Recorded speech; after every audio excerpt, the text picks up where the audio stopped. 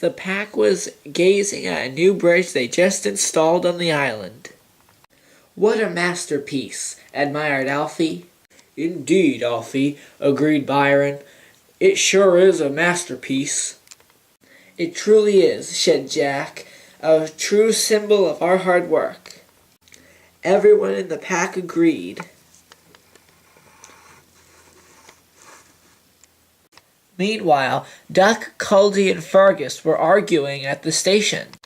"Why does it seem," started Fergus, "that both of you engines get to pull important trains, and all I get to pull is this mail?" "You're still young, Fergus, and besides, you need more experience," said Duck. "Experience. I can do without it. Thank you. I bet the next train that rolls through this station will not have an important job. I bet this train will be just like you, pulling the mail, or something close to it." Then Oliver rolled into the station. "Sorry guys, no time to chat. I just finished bringing Dowager Hat to a picnic party. Now I must go pick up Sir Topham Hatt's children. Goodbye." "Oh, really, Culdy?" said Fergus. "Not special, huh?" "Like we said earlier," said Duck, "you just need more experience. I bet Sir Topham Hatt will let you take more important loads once you get the hang of things." "Exactly, and when you know how to do things correctly." "I know how to do things correctly. Don't tell me I don't know how." "Because I do, and I'll show you." And Fergus rushed out of the station. Fergus put the mail truck in the siding, and when he was ready to do something important. Later that day, Fergus discussed his case at the sheds. "Sir Topham Hatt never picks me for important jobs, and I don't know why." "Maybe Sir Topham Hatt just doesn't trust you as much." "Maybe," added Murdoch. "You know, he trusts Thomas and James and I because we've been on this railroad for such a long time. You've been here so short that you haven't really learned much." "Exactly," said Thomas.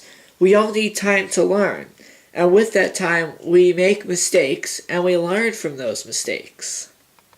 Just ask Wilbert," as Wilbert puffed onto the turntable. "Wilbert, when was the first time you got an important load for Sir Topham Hatt?"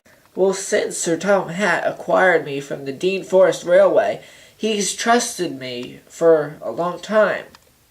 "Well, that didn't help a bit," said Fergus. "Why doesn't he trust me?" "You know what, Fergus? How about this to quit your whining?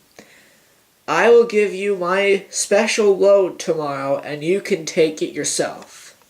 "Oh, thank you, James. I appreciate it." "Good luck," said Thomas. "You're gonna need it." James was impatiently waiting for Fergus to arrive.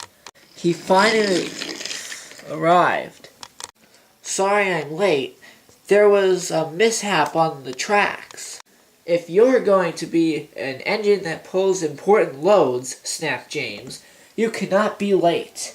Or else." "You must do it right. Do it right." "Don't mock me," yelled Fergus. "Okay, well here's the train. Have fun." "I will." Fergus hooked onto the train and got off. The pack was still admiring the bridge. "And it's a lifting bridge as well, so when the train goes underneath, the track on the top will lift up, so then the train can make it safely through." "They should have thought of this sooner. It's a great idea," said Patrick. "Oh, here comes the first train." The train stopped. The bridge was lifted up.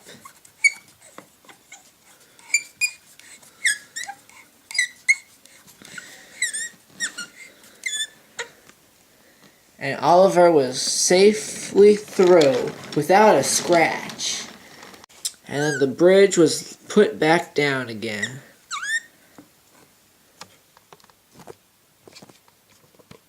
"How amazing!" exclaimed Alfie. Fergus was having a doodle-dandy time. "How nice it feels to finally pull something important." Fergus was going so fast that he wasn't paying attention. Duck was at the lifting bridge, waiting for it to open so he could pass through. The bridge started to move up, but Fergus was coming down the same line. And before Fergus could realize, he crashed. Scrap pieces and logs, and trains and cars scattered all around the floor. It was a terrible mess. "What were you doing?" yelled Duck. "And what were you doing even with the special load that James was supposed to take?" "Well, James was kind and he let me take it for today." "See, this is why we don't let you take important loads. You're still too young and you don't pay attention to where you're going." The pack had watched in horror, but decided to help clean up. After the cleanup, there was one man who was not pleased. "I am not pleased with your behavior today," said Sir Topham Hatt. "I know you can learn from your mistakes. I am sure you will never make this same mistake again." "No, I won't, sir. Fergus has learned his lesson by now. You know, I guess pulling the mail isn't such a bad thing. You know, I am helping people get messages that they would not know if they didn't get them." "Right," said Henry.